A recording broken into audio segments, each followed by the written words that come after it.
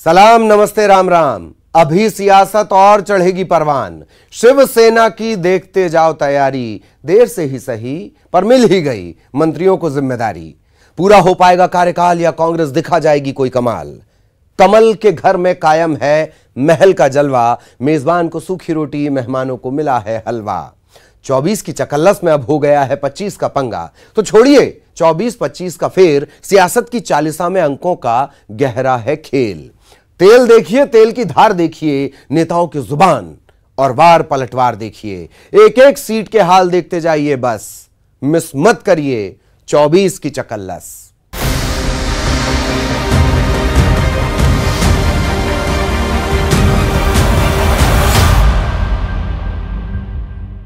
क्या 3 महीने के छोटे से ब्रेक के बाद एक्शन में आ गए हैं सिंधिया? अपने समर्थक मंत्रियों को पहले मंत्री पद फिर विभाग दिलाने के बाद एमपी के दौरे पर आए सिंधिया की उमा भारती से मुलाकात। कांग्रेस पर दोगुने जोश से हमला और यह ऐलान कि अब मैदान में आ गया हूं। सिंधिया के सियासत के चौंकाने वाले अंदाज देखिए जरा। बाकी कांग्रेस ने भी हाथों हाथ जवाब दे दिया कि कमलनाथ सरकार पर भ्रष्टाचार के आरोप लगाने वाले सिंधिया अपने समर्थक मंत्रियों का पिछला हिसाब किताब देख लें जरा।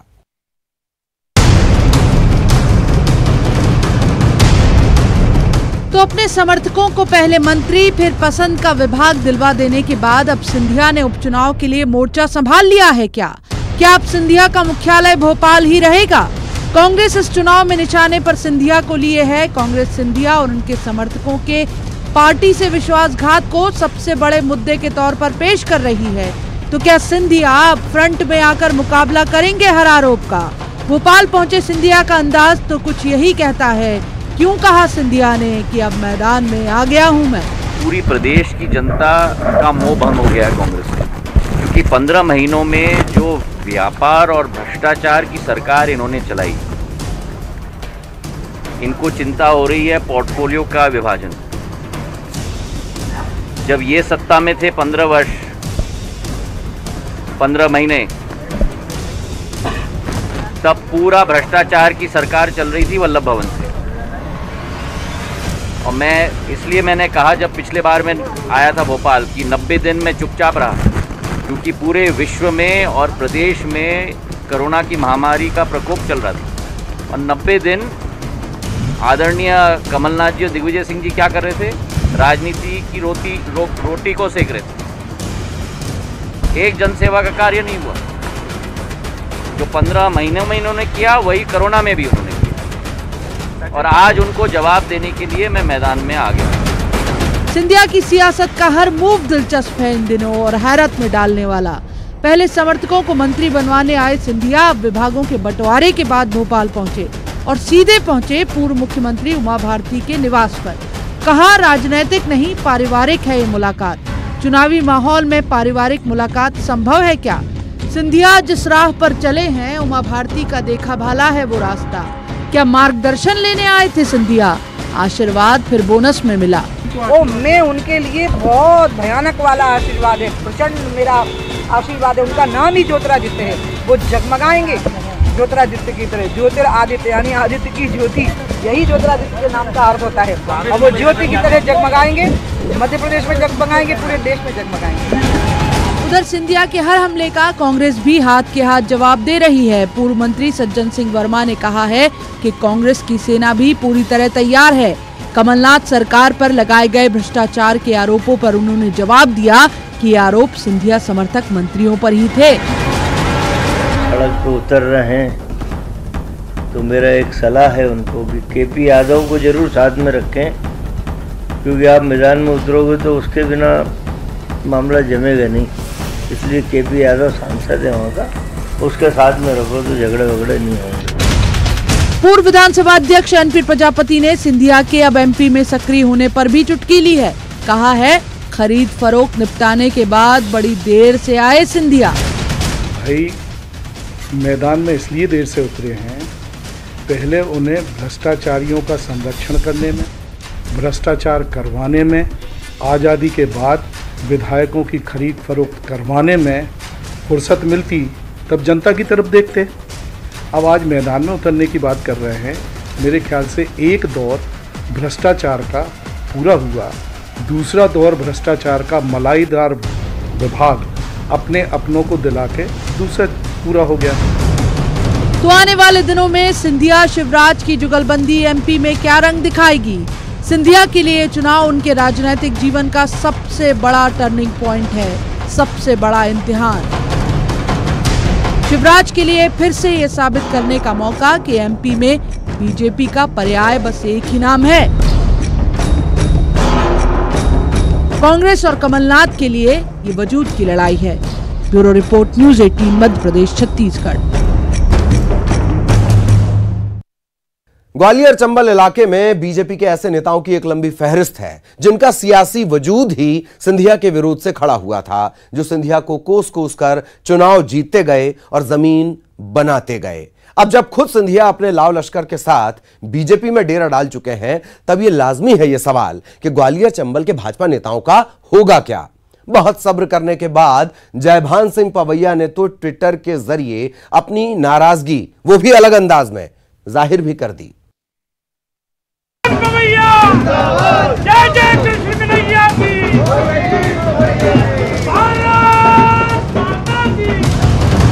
सिंधिया के आने से बेशक बीजेपी की सरकार बनी, लेकिन सिंधिया की मौजूदगी ग्वालियर चंबल इलाके में उन नेताओं के सियासी समीकरण बिगाड़ देगी जिनकी सियासत का बड़ा मुद्दा महल का विरोध रहा है।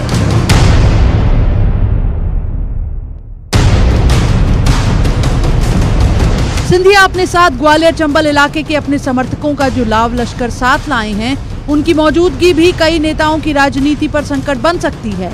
शुरुआत जयभान सिंह पवैया से कीजिए। सांसद और मंत्री रहे जयभान पिछले चुनाव में प्रद्युम्न सिंह तोमर से हारे थे। 5 साल बाद चुनाव में हिसाब किताब करने का मन बनाते, इसके पहले बदल गए समीकरण। पार्टी ने अगर जिम्मेदारी दी तो कल तक प्रद्युम्न सिंह तोमर को कोसने वाले जयभान उनके पक्ष में ग्वालियर सीट पर चुनावी सभाएं लेते दिखाई देंगे। पूर्व मंत्री और पूर्व सांसद अनूप मिश्रा अटल जी के दौर में पावरफुल मंत्री कहे जाते थे। अव्वल तो कुछ सालों से पार्टी में ही हाशिए पर चले गए। पार्टी ने न इन्हें मुरैना से चुनाव मैदान में उतारा, न ग्वालियर से मौका दिया। नारायण सिंह कुशवाहा, लाल सिंह आर्य की भी कमोबेश यही स्थिति है। कांग्रेस का कहना है कि समर्थकों समेत आए सिंधिया ग्वालियर चंबल में बीजेपी के कई नेताओं को हाशिए पर पहुंचाएंगे। मुझे लगता है कि सिंधिया जी के भाजपा में जाते ही जैसे कोरोना का उन्होंने काम किया वहाँ पे, और जितने स्थापित लीडर थे वहाँ सबकी ज़मीन हिल गई है। उनके जो कार्य पद्धति थी भाजपा की वो डगमगा गई है। तो जितने स्थापित लीडर हैं भाजपा के वे सब बहुत परेशान हैं और अंतरकलह प्रारंभ हो गया है। और यही अंतरकलह आप देखिएगा चुनाव में किस प्रकार से इनको पराजित करेगा। उधर सत्ता साथ लेकर आए सिंधिया में बीजेपी फिलहाल ताकत ही देख रही है और दोहरा रही है कि ग्वालियर चंबल के पूरे इलाके में सिंधिया की बदौलत पार्टी में नई ऊर्जा आएगी। जो आप बात कह रहे हैं ये मीडिया की क्रिएट की हुई ज्यादा है। भारतीय जनता पार्टी के वो नेता हैं कि उन्होंने भारतीय जनता पार्टी को संचल में सीज करके आगे बढ़ाया, तो इनका महत्व कम होने का प्रश्न ही नहीं है। सभी कार्यक्रमों में सही जगह इनको बराबर महत्व दिया जाता है और निश्चित तौर पर सबके काम निश्चित हैं। पार्टी जिनसे जो काम लेना चाहेगी वो काम भविष्य में लेगी।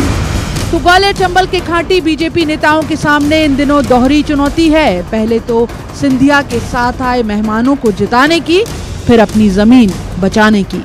ग्वालियर में सुशील कौशिक के साथ bureau report, news 18 Madhya Pradesh Chhattisgarh.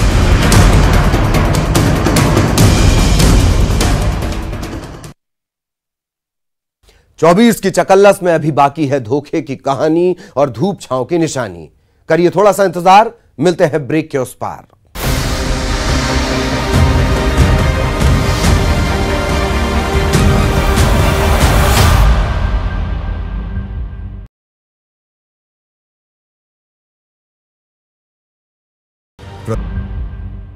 अभी तो चुनावी बयार नहीं आई है, लेकिन नेताओं के बयान को हाजिर नाजिर जाने तो उपचुनाव वाली सीटों पर नेताओं की जुबान पर सबसे ज्यादा बार आने वाला शब्द होगा धोखा। किसने किसको क्यों दिया? जी ठीक समझे आप, धोखा।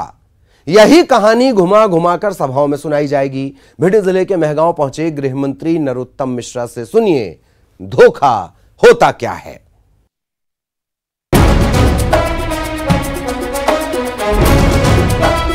जिसके पहले कांग्रेस ग्वालियर चंबल की 16 सीटों पर जाए। सिंधिया के 22 समर्थकों समेत कमलनाथ सरकार से हाथ खींच लेने को धोखा बताए। बीजेपी धोखे की नई परिभाषा लिए मैदान में कूद गई है। भिंड जिले के मेहगांव में हुई बीजेपी विजय संकल्प सभा में गृह मंत्री डॉक्टर नरोत्तम मिश्रा से सुनिए धोखा होता क्या है। मित्रों, सत्ताओं के हस्तांतरण सदैव से ऐसे ही होते आए जैसे अभी हुआ है, कोई नई बात नहीं। और धोखा क्या होता है ये मैं आपको बताना चाहता हूं। सबने बता दिया। धोखा होता है कि उन्होंने कहा कि 10 दिन में 2 लाख रुपए किसान के खाते में आ जाएंगे। आ गए क्या आपके खाते में? नहीं आए।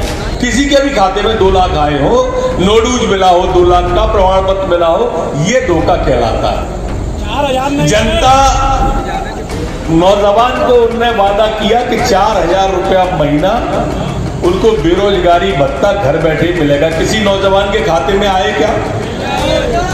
ये झूठ कहलाता है, ये धोखा कहलाता है जो जनता से दिया जाता है। सत्ता तो आदिकाल से आज तक ऐसे ही बदलती आई है जैसे ये बदली गई।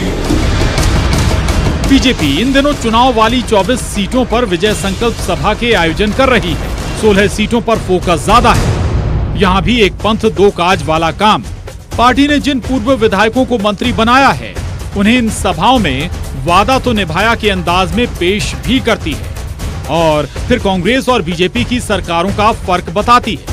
3 महीने में सत्ता पाए पूर्व विधायक और मंत्री ओपीएस भदौरिया से सुनिए 3 महीने और 30 साल का अंतर और ज्योतिरादित्य सिंधिया के कसीदे भी। जिन्होंने चंबल के खून का अपमान किया है ना, जिन्होंने ज्योतिरादित्य सिंधिया का अपमान किया है, जिन्होंने चंबल क्षेत्र के मतदाताओं का अपमान किया है, एक अपमान का बदला लूंगा। ये चंबल का खून है। 3 पीढ़ी तक भी अपमान का बदला लेता है, 3 पीढ़ी तक भी अपमान का बदला लेता है। छोड़ूंगा नहीं। इस हालत में खड़ा कर दूंगा कि इस चंबल की तरफ उंगली उठाने से पहले एक बार ये लोग सोचेंगे जिन्होंने मध्य प्रदेश की राजनीति को एक व्यवसाय और धंधा बना दिया था। वो दिग्विजय सिंह और वो कमलनाथ, जिनकी वजह से आज कांग्रेस, आज बचा कौन है कांग्रेस पे? अभी मैंने सुना है कांग्रेस के कोई नेता आने वाले, उनको भेज दें। जो मंत्रिमंडल, जो सचिवालय में बैठ करके दलाली करते थे, क्या जरूरत है? इनके पास बचा ही क्या है? किस मुंह से वोट मांगने आएंगे यहाँ? भिंड के मेहगांव से पूर्व विधायक चौधरी मुकेश सिंह चतुर्वेदी भी कांग्रेस पर भरपूर बरसे। हालांकि उनके भाई राकेश सिंह चतुर्वेदी मेहगांव सीट से ही कांग्रेस में संभावनाएं तलाश रहे हैं। उन राष्ट्रीय अध्यक्ष जी ने कहा कि अगर 10 दिन में किसानों के कर्ज माफ नहीं हुए तो हम मुख्यमंत्री बदल देंगे। ऐसे 10 दिन अगर आप 1.25 साल में जोड़ें तो लगभग 20-25 मुख्यमंत्री बन जाते हैं। तो ये उनकी वादा खिलाफी है।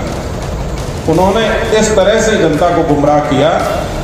हमारा नेतृत्व जिसने 15 साल गरीब, किसान, महिलाओं को, बच्चों को, बेटियों को, सबको शिवराज जी ने सब कुछ दिया।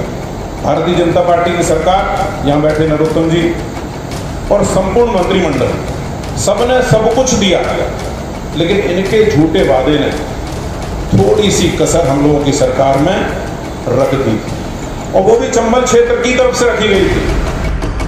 भिंड और मुरैना मिलाकर पूरी 7 सीटें हैं, लिहाजा बीजेपी यहां अपना पूरा जोर लगा रही है। असल में इन 7 सीटों के अलावा पूरे इलाके की 16 सीटें जिसके हिस्से में आएंगी, सरकार बनाने और बने रहने का दावा उसी के हाथ में होगा। भिंड में अनिल शर्मा के साथ bureau report, news 18, Madhya Pradesh, Chhattisgarh. एक स्वागत ऐसा भी, ताजा भाजपाई इन दिनों मंत्री पद का ओहदा लिए अपने अपने इलाके में जा रहे हैं, फूल मालाओं से लादे जा रहे हैं। ये तो आपने देखा होगा। लेकिन गुना की बमौरी सीट पर मंत्री जी की अगुवाई में कहीं धूप तो कहीं छांव की बनी है तस्वीर। इधर समर्थक फूलों से तौलते मंत्री जी को तराजू पर बिठा रहे हैं और उधर कांग्रेसी लोकतंत्र की हत्या के शोक में मुंडन करा रहे थे। ऐसा भी होता है, सियासत है। देखिए।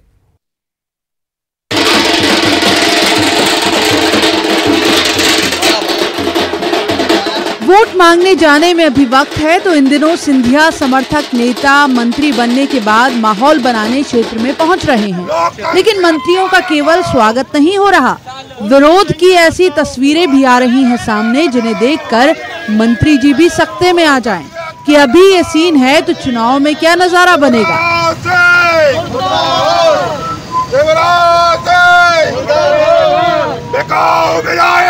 तो गुना के बमौरी से सिंधिया समर्थक पूर्व विधायक और शिवराज सरकार के मंत्री महेंद्र सिंह सिसोदिया के स्वागत में जहां उनके समर्थक फूल बरसा रहे थे, वहीं किसान कांग्रेस के स्थानीय नेता सिर मुंडवा रहे थे।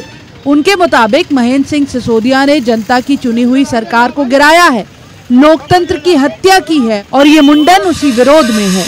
मंत्री बनाकर शिवराज सरकार ने बाबा साहब भीमराव अंबेडकर के संविधान का जो माहौल उड़ाया है, उसके विरोध में आज मैंने किसान कांग्रेस अध्यक्ष वीरेंद्र सिसोदिया ने ये मुंडन कराया है। आपको विदित है, बाबा साहब भीमराव अंबेडकर का एक सपना था कि जनता सरकार को चुने, और बाबा साहब भीमराव अंबेडकर का यही सपना था कि जब भी आम जनता इस सरकार को बदलना चाहे बदल दे। लेकिन इस शिवराज सरकार ने जनता के उस अधिकार को छीनकर कुछ पैसे वालों के हाथ में सरकार को दे दिया है, जनतंत्र को दे दिया है, लोकतंत्र को दे दिया है, ताकि जो धन्ना सेठ है आज पैसे से विधायक खरीद रहे हैं और सरकार बना रहे हैं, सरकार बदल रहे हैं। तमाशे में बेशक इस सीट पर कांग्रेस आगे चल रही है, लेकिन जमीनी तैयारियों में कांग्रेस से बीजेपी काफी आगे है। पार्टी जानती है कि इस बार चुनौती पिछले चुनाव से ज्यादा है, लिहाजा अभी से संगठन ने बूथ स्तर तक की प्लानिंग के साथ ग्रामीण इलाकों के दौरे भी पूरे कर लिए हैं। हमारी चुनाव की प्रदेश की बैठक हो चुकी, जिले की संचालन टोली बन चुकी, जिले की संचालन टोली की बैठक हो चुकी। हमारी एक संगठन मंत्रियों के साथ में एक पहले हमारा खुद का दौरा, साथ में संगठन मंत्री ग्राम केंद्र तक हमारा दौरा हो चुका। हमारे साथ में एक बार मंडलों की बड़ी बड़ी बैठकें हो गई, जिसमें सिसोदिया जी थे, हमारे विधानसभा के प्रभारी सांसद राजगढ़ के आदरणीय रोनमल नागर जी भी थे।